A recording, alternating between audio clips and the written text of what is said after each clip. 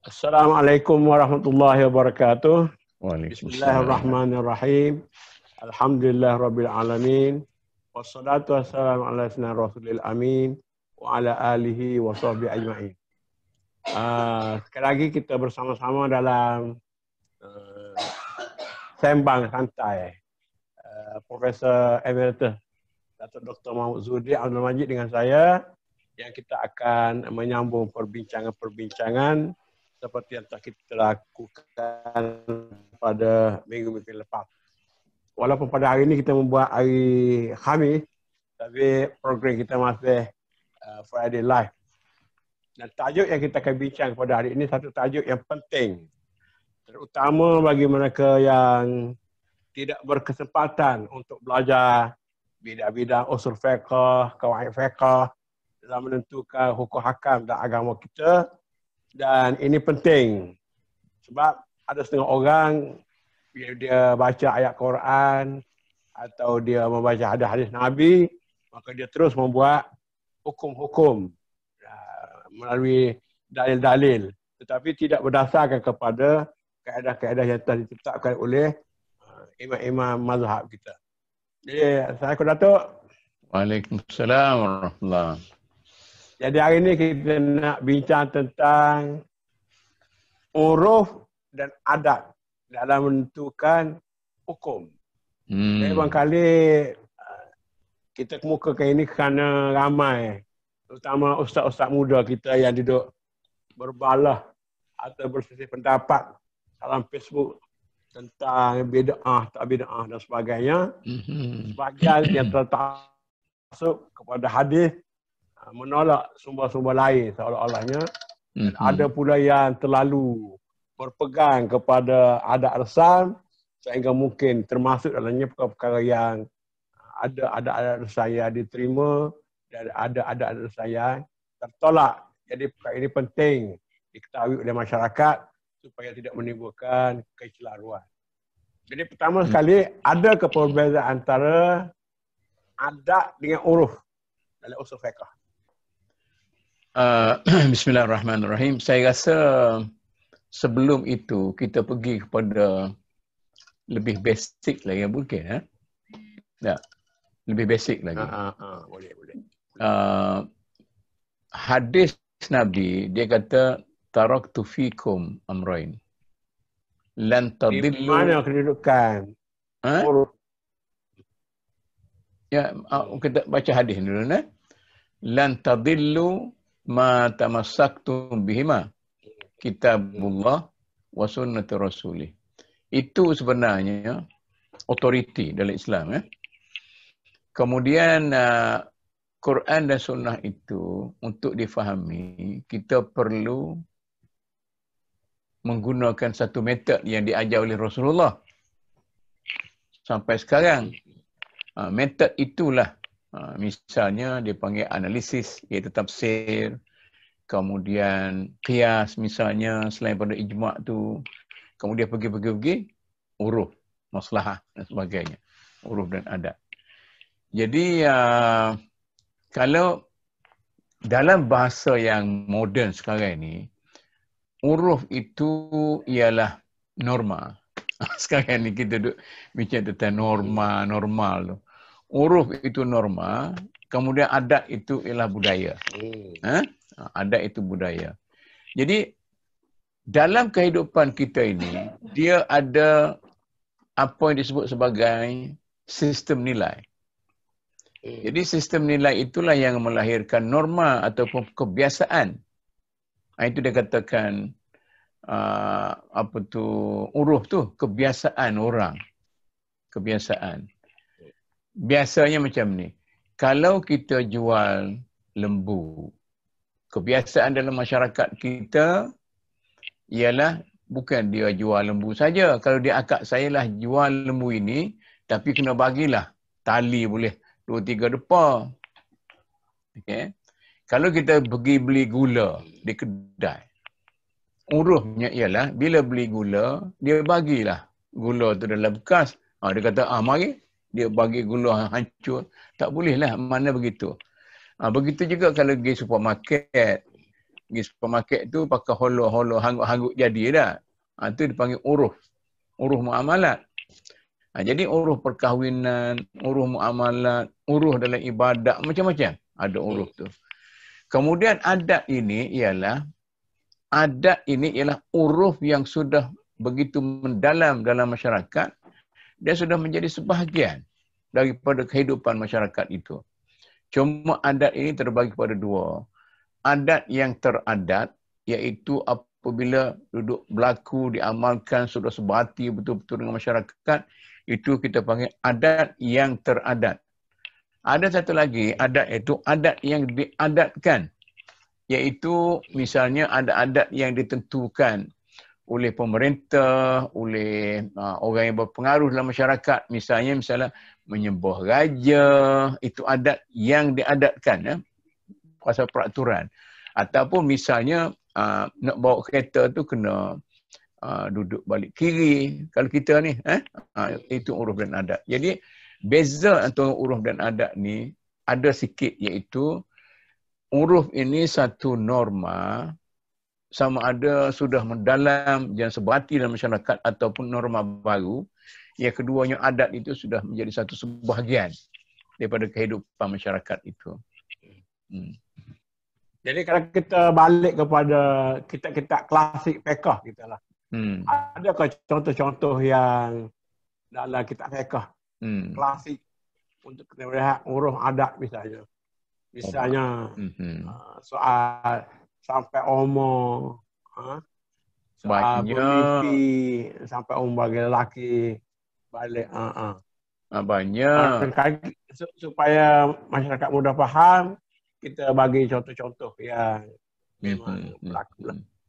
Misal macam ni. Ini nakal sikit. Dalam kitab-kitab tua kita, makruh kita berak, makruh kita berak di bawah bayang pokok. Sebab dalam uruf orang di Timur Tengah, dia padang pasir. Biasanya bayang pokok ni tempat orang pergi berteduh bila jalan-jalan, penat gak pergi teduh bayang pokok tu. Jadi uruf ni ialah uruf yang diterima pakai dan selalu menjadi adat lah. Jadi uruf lah, bukan adat benar lah. Tidak sebahagian pada hidup. Jadi uruf pada orang Timur Tengah.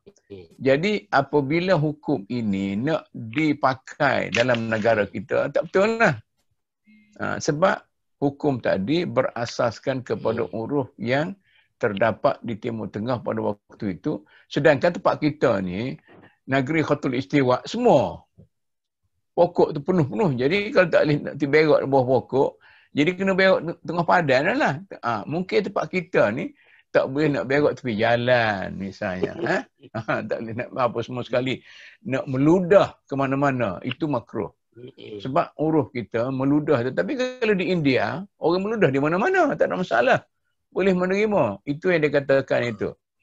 Jadi yang doktor kami tanya tadi, masalah. Maknanya uruf uruf ni berbeza lah. Berbeza dari satu tempat ke satu tempat, dari satu zaman ke satu zaman, berbeza. Ya. Uruf.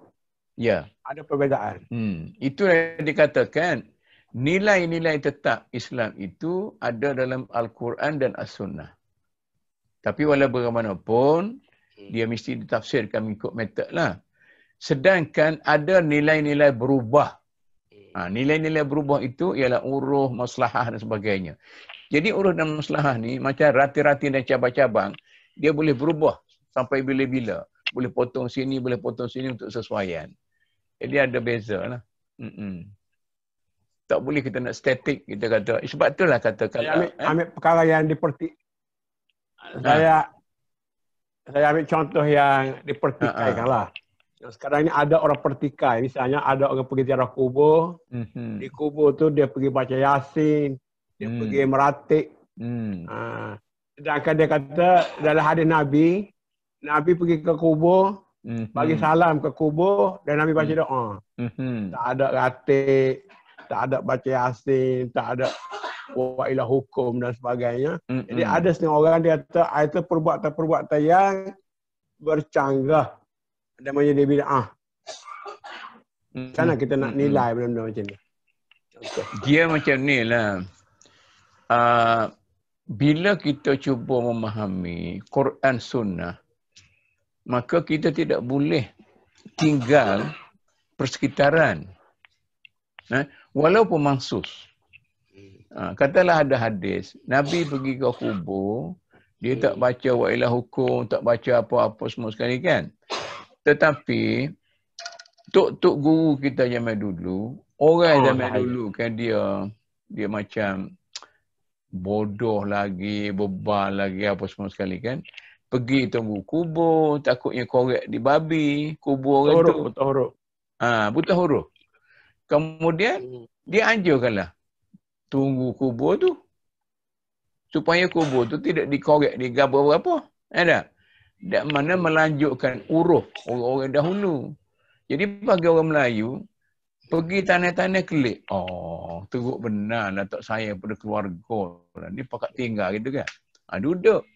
Bila duduk buat saja. Tak ada faedah. Ngaji Quran lah. Itu cara masyarakat kita, tok guru kita dulu, mendidik masyarakat kita. Mendidik. Macam tu juga kata semaya hajat. Mana ada sabit dalam hadis, semaya hajat tu berimam dah. Tetapi oleh kerana belakang ni buta huruf belakang, begitu juga lepas semaya tu, kalau kita di Saudi kan, masing-masing masing-masing. Ingat mula-mula itu, masa mula apa tu, Haji Poktif, Tok Su Haji Mahmud balik kan. Mek kita lah kata, Latih mari jadi TMN ni, aku nak beramak dengan mu. Boleh lah Mek, kata dia. Bila Assalamualaikum, cuh cabut. Gak Mek kata, apa mu Latih kecik buat maya lagu tu? Aku nak. Jadi tak ada wirid. Tak ada wirid. Tok guru kita dulu, berwirid tu bukan nak buat sesuatu yang bid'ah, tetapi nak didik masyarakat pada waktu itu yang buta huruf. Begitu. Tapi dalam benda-benda macam tu, benda furu' al-masail, benda-benda yang cabang-cabang masalah tu. Cabang. Masalah cabang ni, dia kita katakan fleksibel. Boleh macam ni, boleh macam ni. Hadis Nabi itu adalah contoh. Dan contoh itu kita boleh apply dalam situasi yang berbeza. Itu sepatutnya orang dulu, ulama-ulama zaman dulu, dia sangat fleksibel. Boleh menerima dan boleh tidak menerima pandangan orang lain. Sebab tu Islam pada waktu itu boleh membina tamadun. Dia tidak berkelahi dalam hal-hal yang rutin. Tapi kalau kita berkelahi dalam hal-hal yang rutin, maknanya Islam gagal membina tamadun. Jadi penyakit yang kita warisi sekarang, duk kelahi tentang hal-hal rutin itu, ialah penyakit yang kita warisi daripada zaman kejatuhan Islam. Bukan kita warisi daripada zaman Nabi. Tapi yang pelik juga, benda ni berlaku di kalangan orang cerdik pandai. Ini kes yang betul-betul berlaku. Di asrama 8 Akademi Islam dulu. Dia jadi pemulia di situ. Kemudian lepas maghrib tu, biasanya kita ada wirid, kita ada doa. Dia kata Ustaz Ma'ano Dres jadi imam dan sebagainya. Mari seorang tu, dia tak buat. Tak buat tu, dia pakai bangun cah macam tadi lah. Sehingga berkelahi. Dia hampir-hampir bertumbuk. Jadi macam mana benda-benda ni boleh berlaku di kalangan orang cerdik pandai lah. Orang jadi pensyarah, orang dah jadi guru dan sebagainya. Dan ini juga sedang berlaku dalam masyarakat kita. Timbullah soal itu talqin misalnya. Ataupun benda-benda yang, kita kata benda-benda yang dipersisihkan lah. Kita boleh dapat fahamkan masyarakat supaya selesai. Juga soal-soal semaya tarawih, 8 rakaat, 10 rakaat. Dan saat lagi saya tengok, orang dulu, orang tua-tua di letter dulu, semaya tarawih, dia baca ayat-ayat lazim pendek-pendek. Sekarang ni baca 2-3 helai, 2-3 muka. Ada yang mengantuk. Jadi yang mana lebih sesuai dengan masyarakat kita? Dia gini, Islam ni, dia ada prinsip ada perkara-perkara asas dan ada pencerakinan dan benda-benda yang halus-halus, teknikal. Jadi prinsip itu tidak boleh berubah. Dalam keadaan mana pun. Kalau menyentuh prinsip, maka dia tidak berubah. Tapi dalam hal-hal pencerakinan, penerapan dan sebagainya, dia boleh berubah. Jadi sikap Muslim, terutama sekali intelektual Muslim, ialah mesti dia fleksibel. Dia boleh menerima. Kalau katalah anda tidak percaya bahawa wirid itu berfaedah, anda boleh bangun. Dan saya tidak berasa iri hati. Saya rasa wirid bersama-sama itu berfaedah. Mana anda boleh, jangan kata saya ni tak betul. Jadi dalam ruang ni, dalam ruang yang luas, kita boleh berbeza pendapat sekadar kita tidak boleh berbeza pendapat dalam masalah-masalah yang pokok. Katakanlah, ada arahan suruh pergi Kedah. Nak pergi kereta boleh. Nak pergi motosikal boleh. Selagi masalah kereta dan motosikal itu menjadi masalah pokok. Ada ke orang jalan serupa? Orang ni tongek lagu ni, orang ni tongek lagu tu. Jadi ini kita boleh menerima ni. Oh, apa mu lagu tu? Orang tidak jalan lagu tu, orang jalan macam lain. Itulah seorang Muslimnya. Sebab tu Nabi, ada satu hadis tu, Ayyul a'mali afdal. Ya Rasulullah.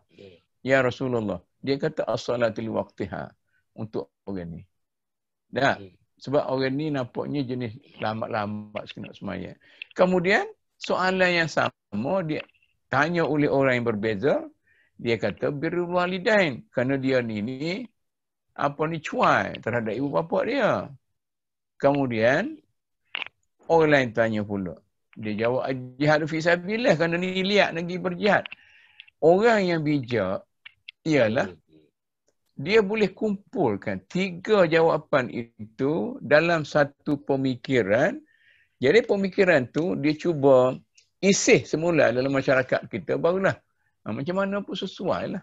Itu Islam yang sebenarnya. Tapi kalau Islam duduk kelahi tentang hukum-hukum furuk ni, tidak ada. Adakah ini kerana cara belajar kita? Maknanya belajar setengah tu dia pergi belajar, dia hafal kitab-kitab. Dan dia faham yang dia hafal tu. Maka dia pergi mengajar, dia muntahkan balik yang tu tanpa dia kisah balik, tanpa dia fikir balik.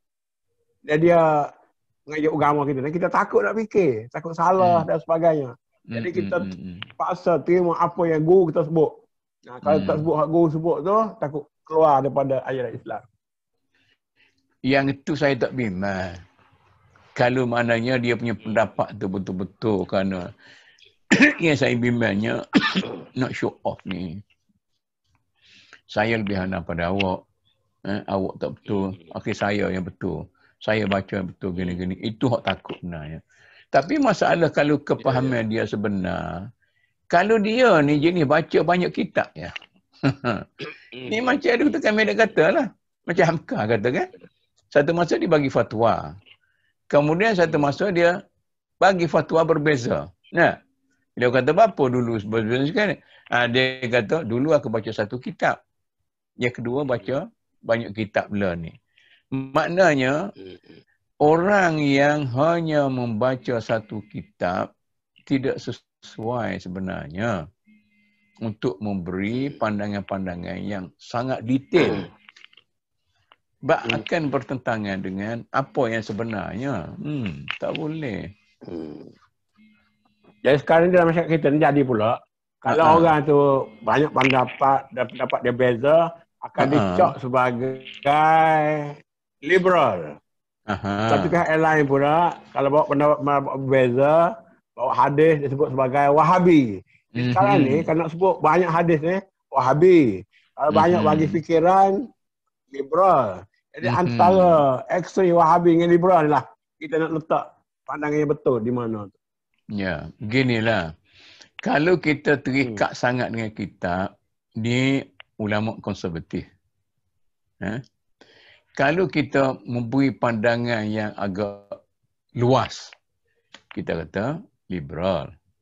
Kalau kita ni tak baca kitab, tak boleh fikir, kita baca hadis seada-adanya, maka kita nak kata Wahabi. Jadi, okeylah. Kan? Jadi awak nak ala ni, ala liberal, tapi ada haknya. Nak baca ala Wahabi, ada haknya. Nak konservatif, ada haknya. Jadi tak ada masalah. Dawabik, ada kata dawabik, disiplin. Yes. Jadi dawabik ni macam ni. Islam ada prinsipnya, ada pencawangannya. Yang prinsip tu jaga betul-betul. Yang cawan tu rimbunkanlah. Pokok itu serimbun-rimbunnya sehingga dia menjadi cantik mengikut kita. Tak? Jadi kalau kita cakap macam nak kata, oh Mahmud Sudi itu liberal tu. Tapi itulah sebenarnya dengan nanti. Satu masa para sahabat pergi berperang. Kemudian tak tahulah macam mana Tuhan nak ajar kita. Kebetulannya semua puak-puak tu berjunuk.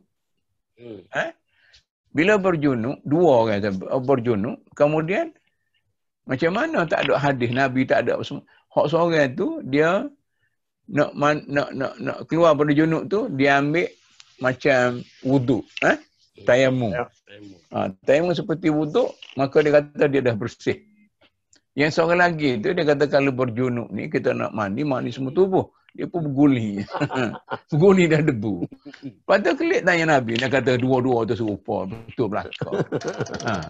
Itulah. Sebab itulah ajaran Islam ni boleh membina tamadun.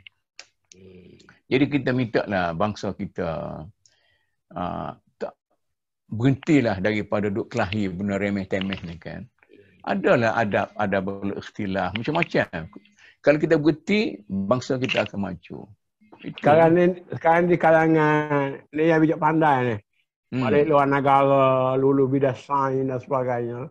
Dia dapat anak, kajian kata kena buat pelalian. Pelalian ke? Ada setengah kata tak boleh. Pelalian ni begini. Jadi ada orang yang pergi suntik.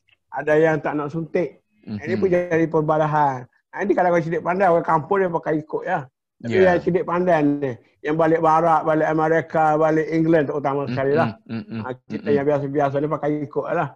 Saya bimbang sikit lagi, ni bila dah COVID-19 ni, akan datanglah vaksin. Akan ada pula orang nak vaksin, apa tak nak vaksin. Macam-macam pula akan berlaku. Pernikahan. Dia macam vaksin, macam apa-apa semua sekali tu, tak ada dalam Quran. Tak ada dalam sunnah. Tak ada dalam asar, iaitu pandangan para sahabat. Malah kadang-kadang huraian para fuqaha pun tak ada, masa itu tak ada lagi.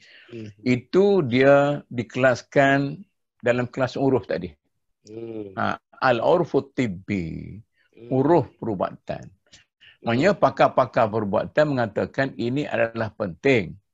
Maka bagi orang yang waras, dia akan menerima uruf itu.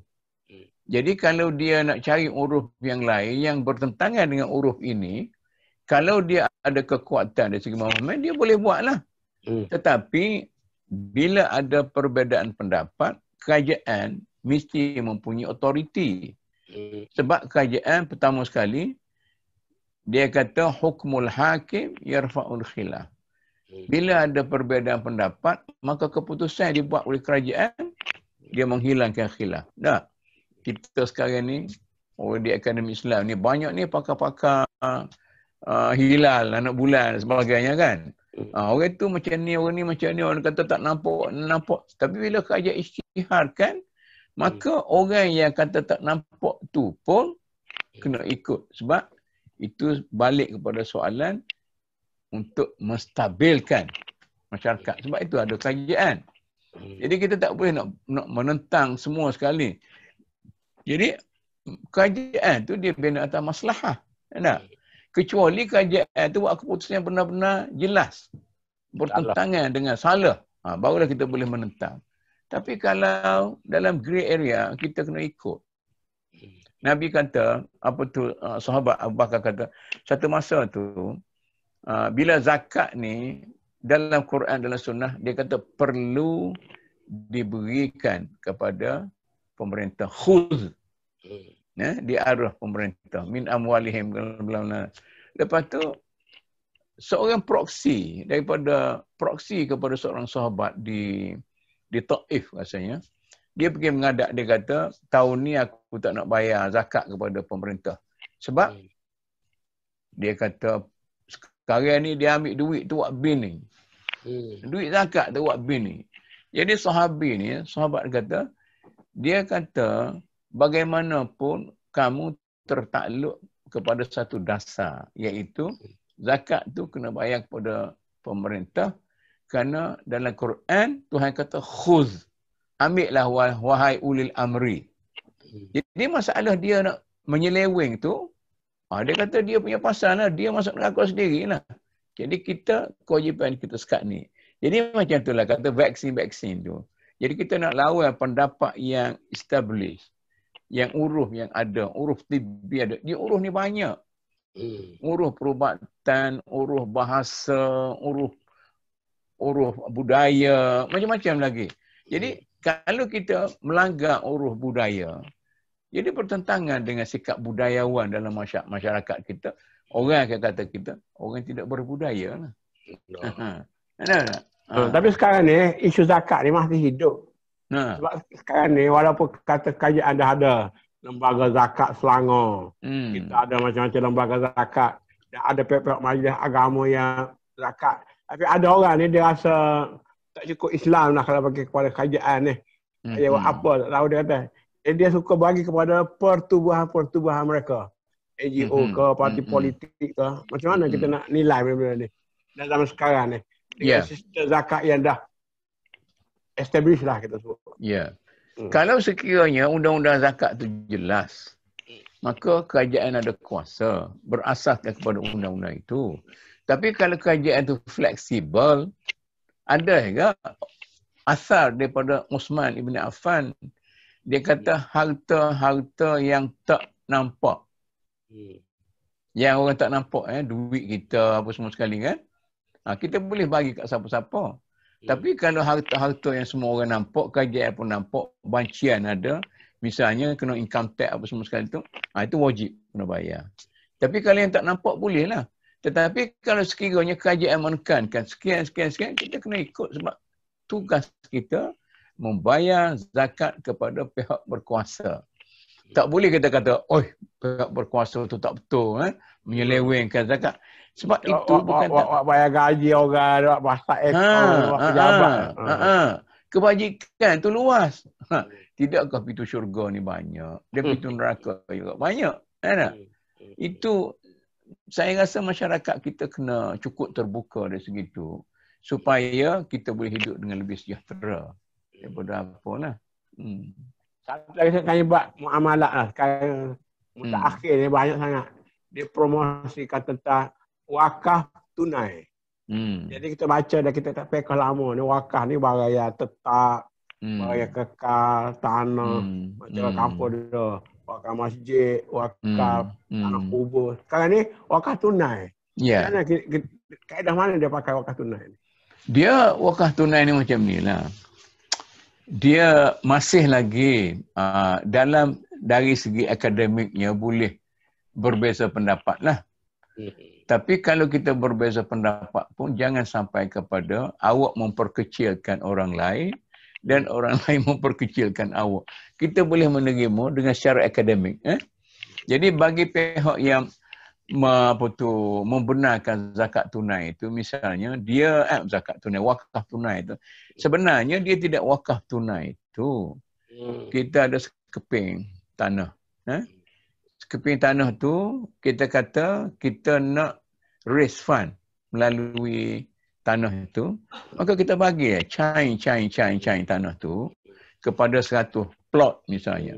Jadi 100 plot tu kita kata satu tu RM150 ataupun RM5,000. Biasanya waktu kecil-kecil lah, plot kecil-kecil tu. Jadi yang diwakafkan ialah tanah itu yang sudah dibayar oleh pewakaf melalui tunai. Tetapi dari istilahnya panggil zakat tunai. Sebab tu tidak ada zakat tunai pula, wakaf tunai. Sebab itulah dalam sistem wakaf, kita tanyalah yayasan wakaf di bawah Johan misalnya. Maknanya diwakaf atas barang benda-benda yang apa kita tadi lah. Tapi kalau dia tidak ada barang yang diwakaf tu, maka itu penyelewengannya. Kalau bagi duit cash begitu ya. Ada juga orang dia pergi lagi. Dia wakaf duit dia. Dia wakaf duit. Tapi dia kata sementara lah. Dia pergi, dia tafannun. Dia kata saya ada 1 juta duit, saya tak perlu kepada duit-duit lain. Dia kata okeylah, ambillah 1 juta ni. Lepas tu dia punya income tu, dia punya keuntungan bisnes dalam bank, apa ambil? Saya 10 tahun kau. Lepas 10 tahun, hantar baliklah duit pokok. Modal. Modal. Boleh juga. Cara kita membantu orang yang perlu. Ini satu lagi selalu dipersoalkan. Ini banyak orang baca hadis lah. Ya. Baca hadis, dia kata contohnya, harga-harga di pasaran ditentukan oleh hukum penawaran dan permintaan. Bagaimana kerajaan boleh menetapkan harga seeding untuk barang-barang keperluan, beras, minyak masak, lauk pauk, sayur, lada. Jadi banyak sangat sekarang barang-barang yang diletak harga. Sedangkan di segi Islam kita kata barang tu maknanya ikut hukum penawaran dan permintaan. Barang banyak murah, barang sikit mahal. Sekarang dah ditetapkan harga tu. Yang kata macam tu bukan Islam. Yang kata macam tu ialah sesetengah ulama yang mentafsirkan prinsip Islam daripada naik turun. Tetapi ada pandangan yang lain kata, dia kata kawalan harga itu penting. Dan ada asas-asas dia, ada hadis, ada apa semua sekali. Malah kawalan apa tu, kita katakan apa yang kajian bagi balak, bagi apa semua sekali itu, konsesi. Ada contoh dia. Jadi semua-semuanya ini ada pendapat yang berbeza. Kita tak boleh nak kata awak betul-betul salah dan saya betul-betul. Jadi katakanlah nak mengawal harga tak? Kita ada Quran. Kita ada hadis. Katalah banyak contoh yang menunjukkan bahawa dari segi naik turun harga barang itu terserah kepada market, terserah kepada apa kita panggil peraturan apa tu menawar dan meminta al-ardu wa talab. Jadi macam tu. Jadi tetapi tidak semestinya dalam keadaan tertentu dia ada maqasid, dia ada siasat syariah. Ini yang perlu kita ambil. Kalau sekiranya keadaan pasaran terbuka tu boleh menyebabkan manipulasi yang boleh tidak bersikap adil kepada orang miskin, tak? Kita ambil kena prinsip lah tu. Ni macam ni. Nabi kata la tabi' ma laisa indak.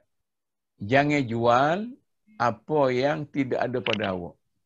Maknanya tempah tak boleh. Sebab tak ada. Nak jual macam mana? Ini hak bank-bank ni pun ada masalahnya. Kita tak nak sentuh orang lah. Jadi kalau macam tu, tiba-tiba kita ada pula ada hasil, ada hadis tentang bai'us salam atau bai'us salam. Bai'us salam itu betul-betul bertentangan dengan hadis tadi. La tabi' ma laisa indak. Jadi macam mana ni? Jadi berlaku perbincangan di antara para ulama yang dahulu apa semua sekali. Kata yang tak boleh, dia kata ini bertentangan dengan prinsip. La tabi' ma laisa indak. Jadi hak tu kata, hak yang memboleh kata, itu satu prinsip. Dan prinsip dan mengharuskan jual salam itu satu prinsip lain. Dia ada dua prinsip. Jadi nak ikut itu pun okey lah. Kalau orang nak jadi konservatif. Nak ikut ni pun boleh. Sebabnya kata pokok ni, Nabi tak boleh jual benda yang tak ada dengan dia itu kerana ghararnya terlampau tinggi. Dia punya probability macam judi. Jadi ada kemungkinan orang tak jual, dia tak suruh barang dan sebagainya. Tetapi dalam bab salam ni sejak daripada zaman jahiliah lagi diamalkan oleh masyarakat Arab, Mekah, Madinah dan orang tidak kelahi. Kerana itu maknanya dia ada satu uruf, ada satu norma, ada satu kebiasaan yang boleh dianggap sebagai menjaga sesuatu itu daripada misalnya orang itu nak jaga kepribadian dia, moral dia dan sebagainya. Jadi Nabi kata okeylah. Sebab selagi, maknanya oleh kerana muamalat macam ni sudah jadi biasa dan apa Islam, okey. Jadi itu yang menunjukkan flexibility lagi. Sekarang ni jadi isu juga Tengok mungkin pula kerana rasuah berleluasa.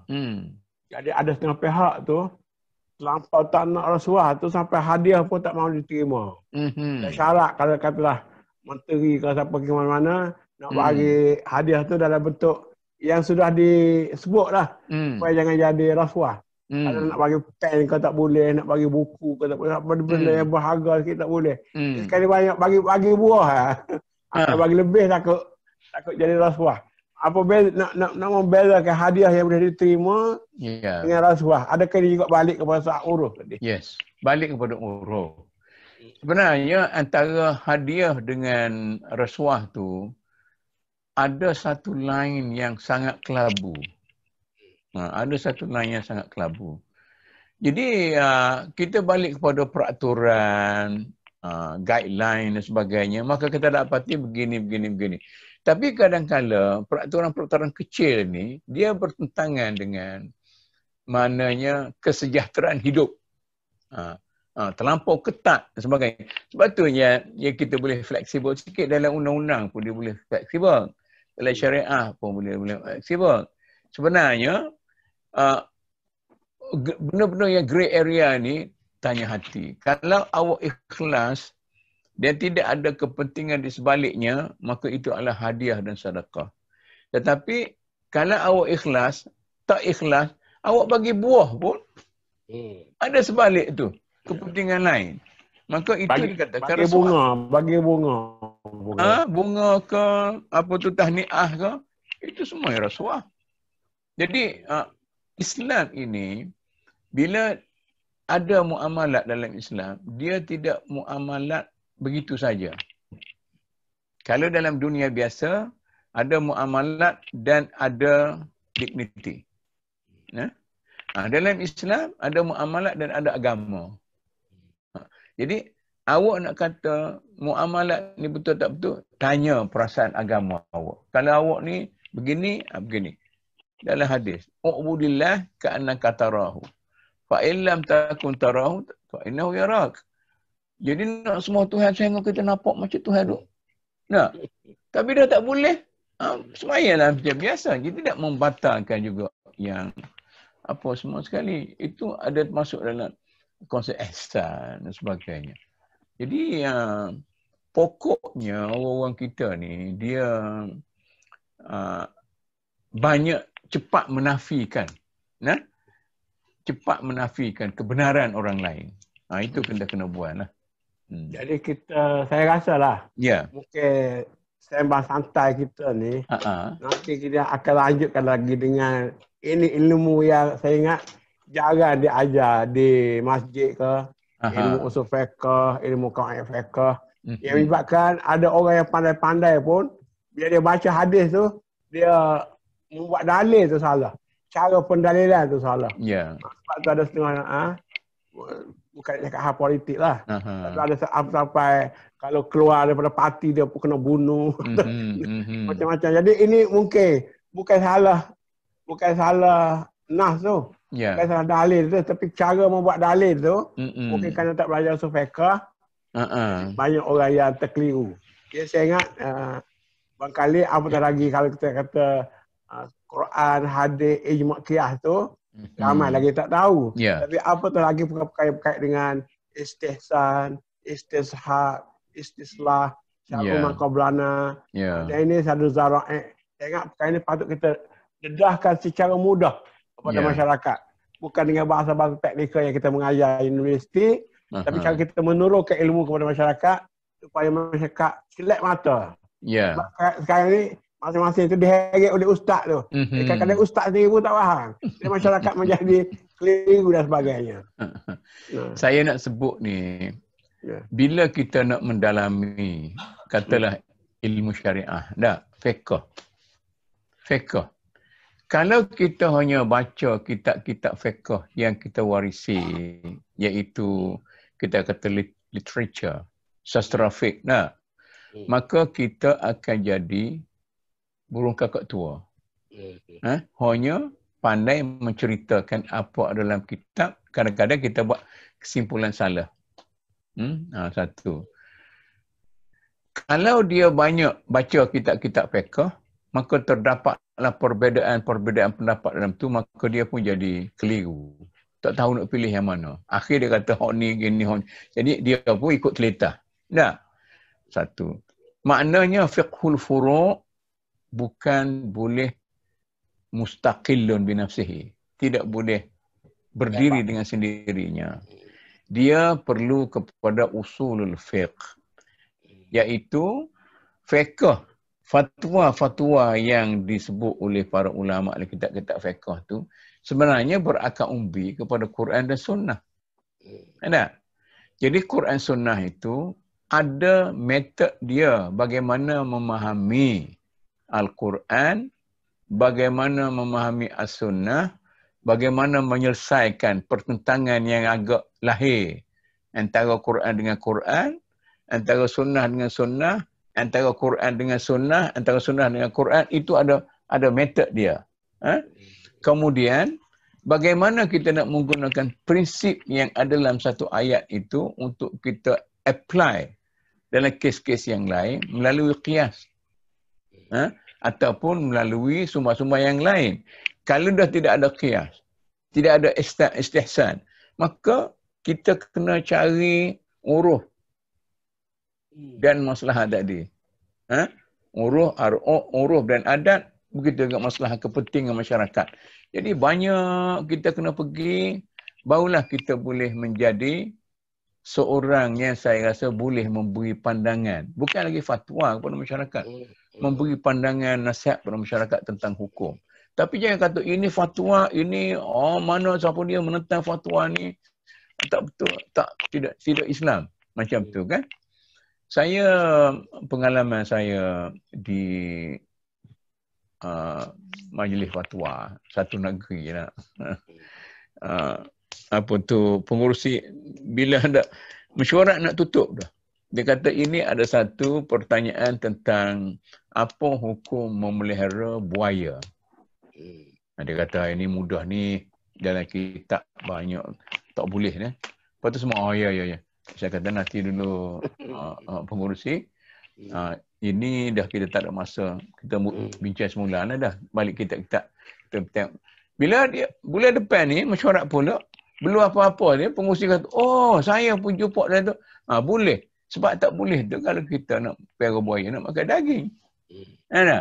Tapi kalau kita nak guna kulit, nak apa boleh. Jadi, itu benar-benar yang patut kita, saya selalu suka tanyanya ialah, makan ulat bersama dengan buah, harus. Makan ulat, tidak sekali dengan buah, tidak harus. Sebabnya, dia punya reasonnya ialah kerana ulat itu jadi daripada buah. Itu berasaskan kepada uruf teknologi masa itu. Bila uruf teknologi itu berbeza, ketahui bahawa ulat itu daripada kepompong, iaitu yang anak kepada rama-rama kupu-kupu. Maka fatwa itu dah berbeza terus. Tapi tak bolehlah kita nak kata yang ada dalam kitab fiqh lama tu salah semata-mata. Tak juga. Itu betul sesuai dengan keadaan dia. Sebab tu ulama tu dia panggil ulama uzamanihi. Ulama zaman dia. Satu lagi perkara yang masih menjadi isu lah.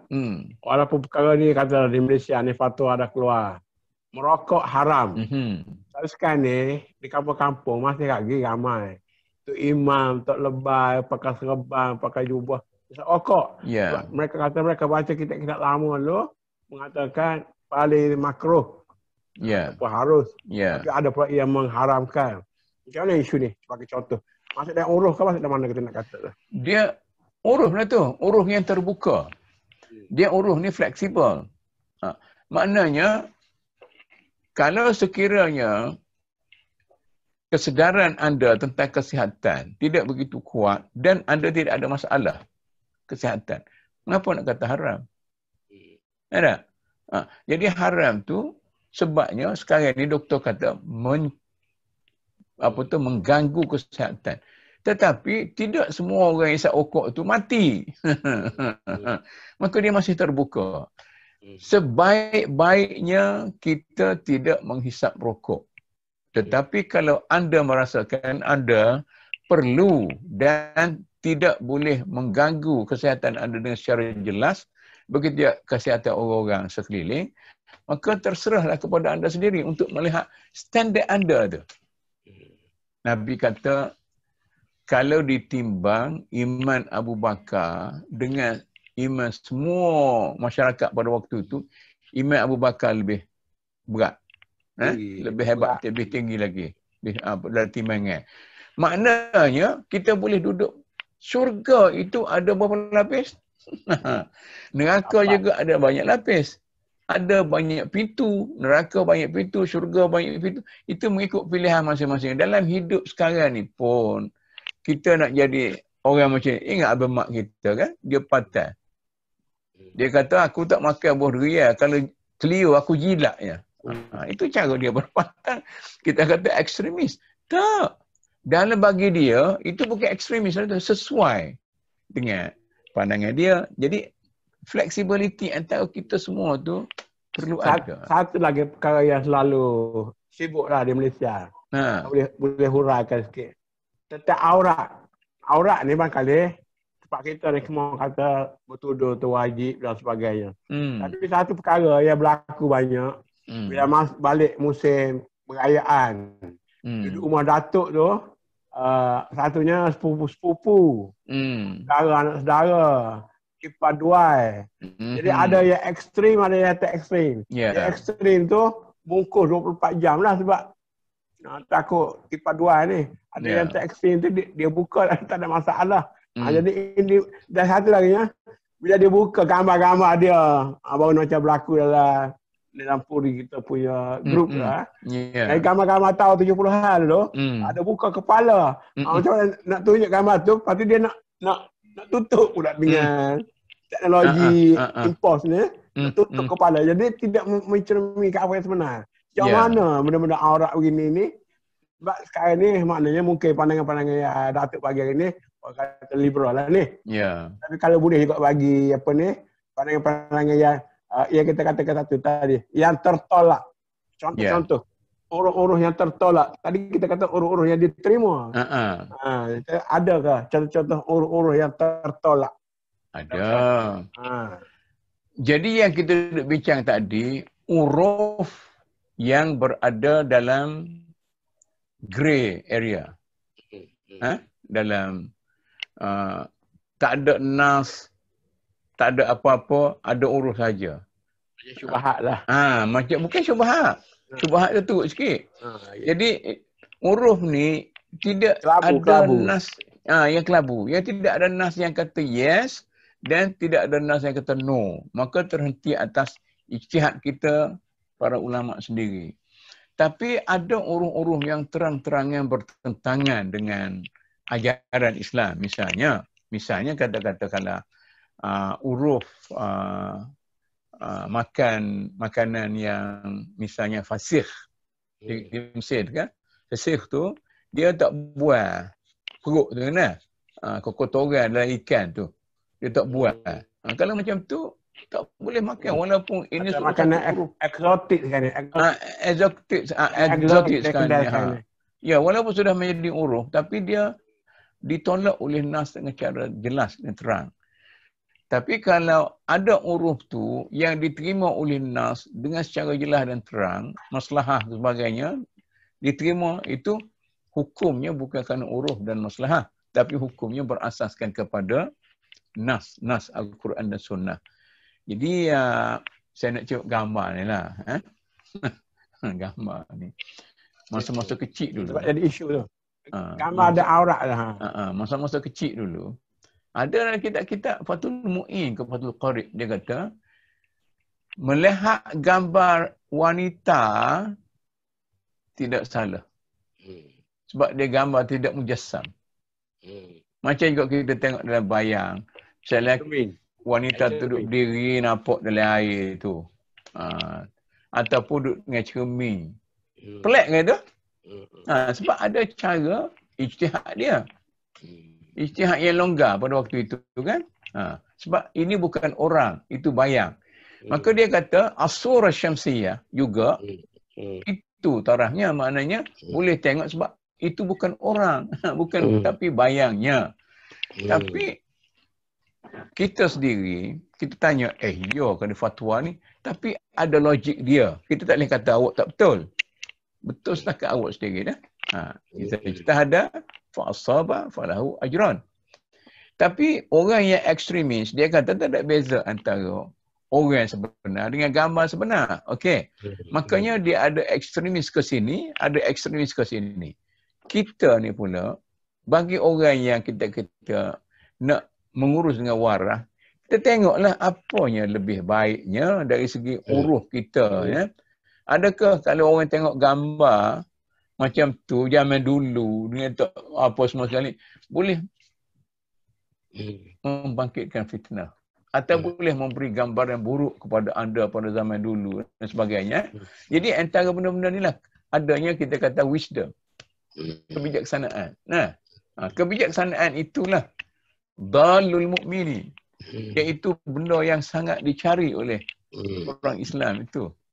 Jadi saya rasa kalau timbul perbincangan masalah gambar-gambar lama yang tidak apa-apa semua sekali itu, saya rasa lebih baiklah kita tanya orang yang faham dengan budaya. Sebab orang besar dia dulu isteri tutup guru pun tak tutup. Orang pejuang Islam yang hebat-hebat pun isteri tak tutup. Dalam gambar almarhum Ustaz Zulkifli dengan isteri dia. Ya. Padahal dia seorang yang kemuncak lah pergi perjuangan Islam masa tu. Betul. Ustazah Asiah, dia tak begitu sikit ya pun. Budak-budak nak sekolah naik zaman dulu. Dan kita tak tengok lagi zaman-zaman awal Islam. Nah, bagaimana cara apa semua sekali awal Islam tu. Banyak benda-benda sepatutnya, maknanya hukum ni kita kena ambil semua literature tu, kita kumpulkan sekali, kita analisis balik. Maka kita boleh mengelakkan daripada ekstremis liberal atau ekstremis konservatif. Kita kena elak begitulah. Ini soalan akhir lah tu. Okey. Soalan akhir ni, tengok ni. Sekarang ni kita katalah orang tengok drama dalam TV. Drama ni, pelakon-pelakon tu tak tutup aurat. Kita tengok orang buka aurat atau hanya merupakan gambar. Sebab kita tengok gambar, tak apalah, tak boleh. Tak boleh. Tapi kalau kita anggap senang gambar dalam TV sekarang ni, macam tuan betul dah. Menimbulkan gairah dan sebagainya. Dan yang lebih teruk sekarang ni, generasi muda ni, Malaysia termasuk negara yang tinggi. Orang melihat pornografi melalui YouTube dan sebagainya. Malaysia ni black juga. Jadi tertinggi, antara tertinggi. India, Arab, kita ni tertinggi. Jadi kebanyakan negara-negara Islam yang kuat tengok gambar porno ni. Gambar yang seksi. Dia ini terhenti atas disiplin dalam diri, kan? Dalam kitab lama tu dia kata kalau tengok benda macam tu tak haram. Sebab itu bayang, gambar, surah syamsiah. Tapi adakah kita boleh terima sekarang? Ya? Tentulah saya tak boleh terima. Jadi, kalau kita tidak boleh terima, setakat mana kita tidak boleh menerima? Itu. Mengapa kita tak boleh tengok orang perempuan? Kerana boleh menjuruskan kepada perzinaan.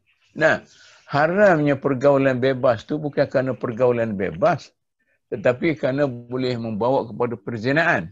Okey. Jadi sejauh mana kita melihat itu, jangan sekira individu, kira average. Kira macam ni dia tak bagus sebab boleh membawa kepada keburukan. Bukan soal pornografi sajalah, soal violent, bunuh orang, kerak orang, apa semua sekali. Ketagihan. Ketagihan benda-benda macam tu. Saya sekarang ni ekstremis, tapi itu untuk diri saya. Kepada keluarga saya tak ayat, masa duk makan daging tu kan. Kata jahat manusia ni. Ambil lembu sembelih. Dah. Dah sembelih. Pakat lapor makan daging. Tapi kita makan juga sebab ini adalah sudah menjadi kebiasaan. Kita ni jenis manusia yang perlu pada protein dan sebagainya. Tapi kalau mengikut perasaan, mungkin kita kata lebih baik kita jadi vegetarian. Tidak kacau orang, pernyawa dan sebagainya. Tapi itukah satu pendirian? Betul, ekstremis juga macam tu. Jadi oleh kerana tu, tanya anda sendiri dan tanya sejauh mana perasaan beragama dalam diri anda. Itu tak keluar lagi akhlak kata yang masak kata. Ini semua ni bukan soal halat, soal akhlak. Itu satu hal lagi. Jadi akhlak ni tidak ada yang katakan wajib, dosa, tak ada. Akhlak saja. Jadi sebab itulah lapis masyarakat Islam itu ada yang sufinya, ada yang abidnya, ada orang-orang yang awam biasa. Jadi kalau awak ambil hukum yang tidak betul-betul bagus tu, ini orang-orang awam, orang biasa. Tapi dia tetap Muslim juga. Jadi itulah variety, kepelbagaian dalam masyarakat Islam itu. Saya rasa alhamdulillah lah hari ini kita dapat banyak faedah dan sepatutnya saya ingat pelajaran-pelajaran begini ramai lagi profesor-profesor akan terlibat untuk memberikan pencerahan kepada masyarakat secara yang mudah. Apa yang kita bincang ini saya ingat inilah yang diajarkan di universiti pun. Tapi dengan bahasa yang lebih mudah untuk orang awam faham, dan saya ingat ramai masyarakat mengalu-alukan kegiatan-kegiatan macam ni. Jadi insya-Allah pada minggu depan kita jumpa lagi. Okey. Jadi kita nak korek lagi ni. Terlalu perkara lagi semua syariat ni. Sebab ramai orang kita tak faham. Semua nak cakap Quran, hadis, ijma', qiyas. Quran pun tak faham, hadis pun tak faham, ijma' apatah lagi, qiyas lagi-lagi lah. Sampai qiyas ma'al farid dan sebagainya. Ya. Dan saya pun menulis dalam Facebook tu, ada yang serang. Tapi mereka serang tu dengan tidak ada asas ilmu. Jadi kita nak jawab pun tak boleh. Kita tak nak jawab, dia kata betul dia pula. Saya ingat penerangan-penerangan begini, pencerahan begini, tanwir. Ini satu kerja yang patut diperluaskan dalam masyarakat. Sekian dulu, wabillahi taufiq wal hidayah. Wassalamualaikum warahmatullahi wabarakatuh. Waalaikumsalam warahmatullahi wabarakatuh.